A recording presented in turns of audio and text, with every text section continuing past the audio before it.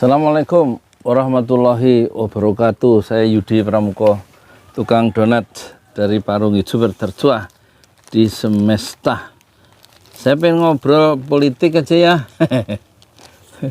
Tapi ini ada empek-empeknya Pak Junaidi, saya minta 3.000.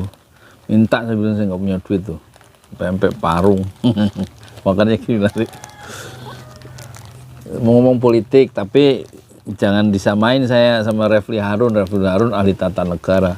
Jangan disamain sama Rocky Gerung. Wah, dia ahli filsafat hebat. Apalagi sama Karni Ilyas ya. Kita mah, saya ngomong sebisa-bisanya ya, ngomong politik. Supaya kelihatan keren gitu loh, ngomong politik tukang donat. Temen saya, tukang si Rustam, Pak Rustam jualan apa? Jualan batagor sama baslok. Itu sini apa namanya ini, tukang pempek Pak Junaidi 25 tahun jualan pempek bertahan ya. Rakyat terus menolong dirinya sendiri.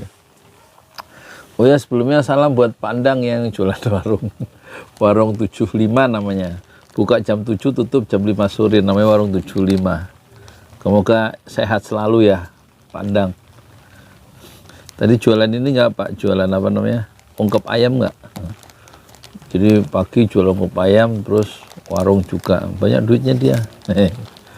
Saya mau ngomong ini aja, ini masa sekarang nih, zaman era Pak Jokowi ini era yang apa, banyak korban meninggal ya.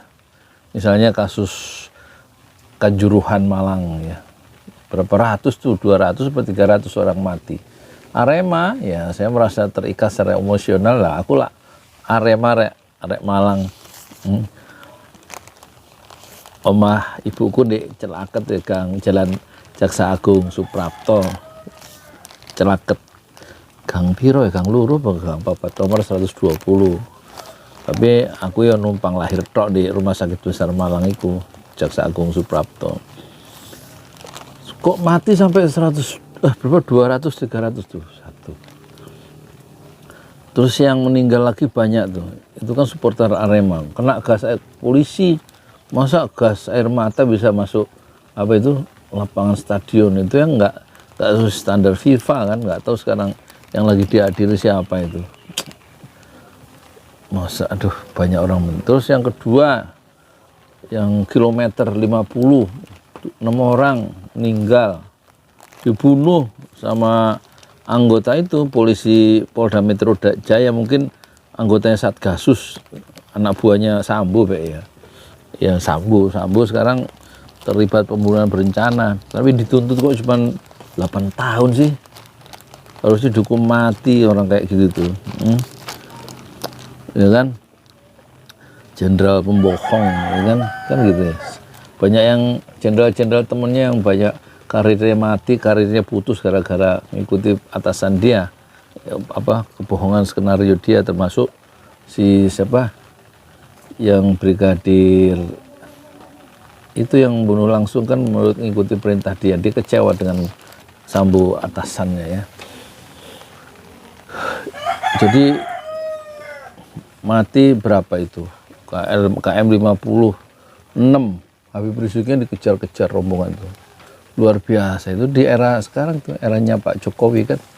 Terus KPPS ratusan orang meninggal, petugas pemilu di era Pak Jokowi juga itu.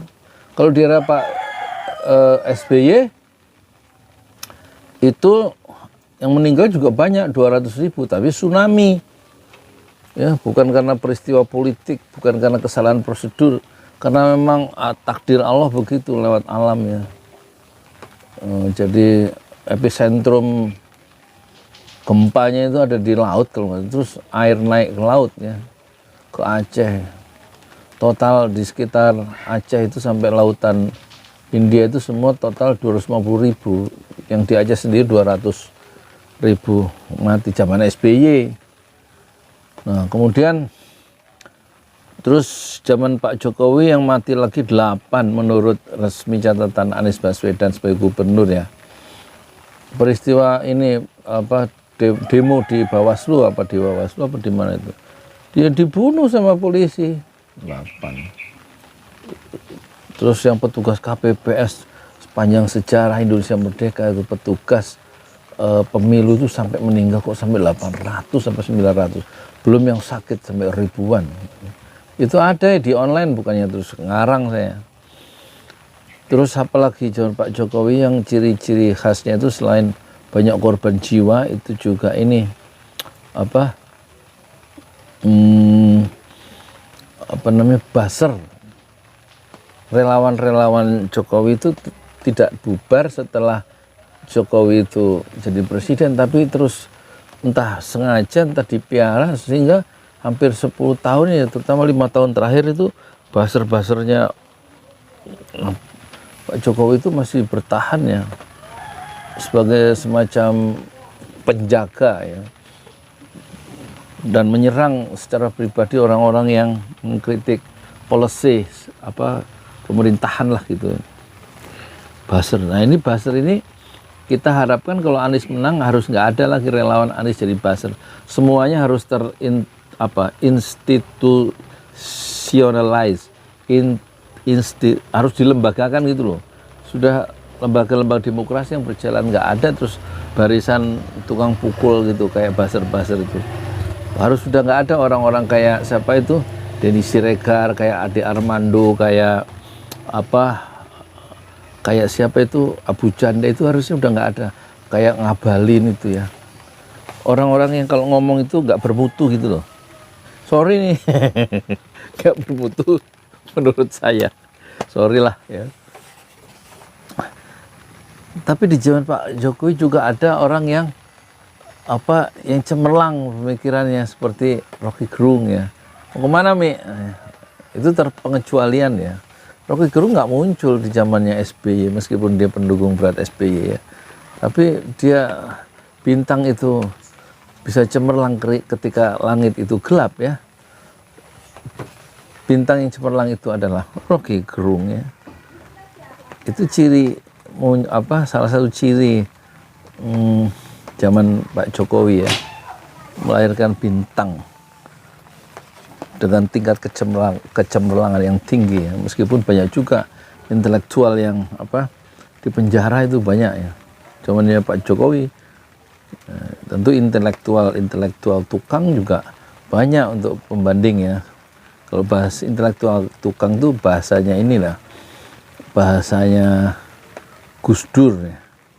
Ya mungkin termasuk intelektual tukang itu yang semacam peneliti di lembaga-lembaga survei yang abal-abal itu, yang dibayar untuk memenangkan calon tertentu, yang dibayar oleh partai tertentu, kepentingan tertentu, sehingga hasil surveinya itu cocok dengan keinginan pemesan yang sudah mengguyur uang ke lembaga survei itu. Lembaga survei GBK namanya, Gubuk GBK, Gubuk Bahagia Keluarga. Ya saya nggak berani nyebutin ini. Semua orang tahu ya, bekas survei bayar. Ya ada sebagian teman-teman saya juga di situ, teman-teman dulu. Saya kenal dia nggak kenal saya. Di UIN, ya IN Jakarta dulu ya. Ya udahlah. Terus cirinya Pak Jokowi apalagi ya? Di samping korban banyak nyawa manusia itu kayak nggak berharga gitu ya. Gitu. Itu cirinya itu. Di zaman SBY nggak ada orang yang mati karena ada kekerasan dari pemerintah itu. Demonstrasi ya ada demonstrasi. Tapi nggak sebrutal yang ada di zaman sekarang ini ya. KM50 kan brutal gitu, ya kan? Orang dibunuh gitu kan. Demonstrasi di Bawaslu kan brutal juga itu, sampai Amin Rais tuh marah dan nyebut dengan suara keras Tito Karnavian, Kapolri waktu itu. Tito sekarang ngumpet tuh kayaknya dulu pengen jadi wakil presiden ya. Saya lihat ada dukungan kelompok masyarakat tapi setelah ada kasus Sambo dia tampaknya nggak muncul. Mungkin. Terus kasus buku merah itu kan Tito Karnavian, ada itu ya laporan dari IDN Times apa mana itu tentang buku merah yang nyangkut Tito Karnavian, tentang dugaan aliran dana yang 9 kali itu berapa miliar ke rekening Tito Karnavian dari apa itu, dari pengusaha, dicatat tuh sama sekretaris perusahaan itu di buku merah itu. Buku merah itu kemudian disobek ya oleh anggota KPK yang dari unsur kepolisian, kan ada rekamannya itu di ruang apa itu, ada rekamannya, ada CCTV-nya. Mereka berdua, beberapa orang itu merobek buku itu, dan kemudian buku itu diminta oleh kepolisian dari KPK, dan sekarang buku itu hilang. Isinya tentang dugaan aliran dana ya, dari pengusaha yang ada masalah dengan KPK memberikan sesuatu ke Tito Karnavian waktu itu, kalau nggak salah sebagai Kapolda Metro Jaya. Ini saya ngomong nggak ngarang ya, ada semua, ada ininya, ada online-nya ya. Tinggal dicek aja, dan sudah saya muat juga di channel Pesantren Jolali. Jadi terus yang aneh di sini, di era Pak Jokowi korupsi banyak ya, sama dengan SBY. Sama, SBY ada menteri agama yang masuk penjara, menteri olahraga, menteri apa lagi itu, menteri pariwisata. Banyak SBY itu. Sama dengan Pak Jokowi banyak juga, lebih banyak. Sini menterinya SBY itu siapa ya?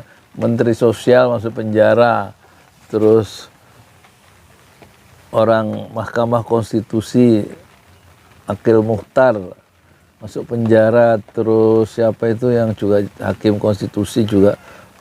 Wah, Masya Allah, ini negeri-negeri apa sih sebenarnya. Terus kalau zamannya SBY itu bisa tampil PD di forum-forum internasional ya, sebagai presiden ya. Tapi kalau di Pak Jokowi, kalau diundang PBB nggak pernah datang, kecuali ngutus Pak siapa itu, Pak JK ya kan.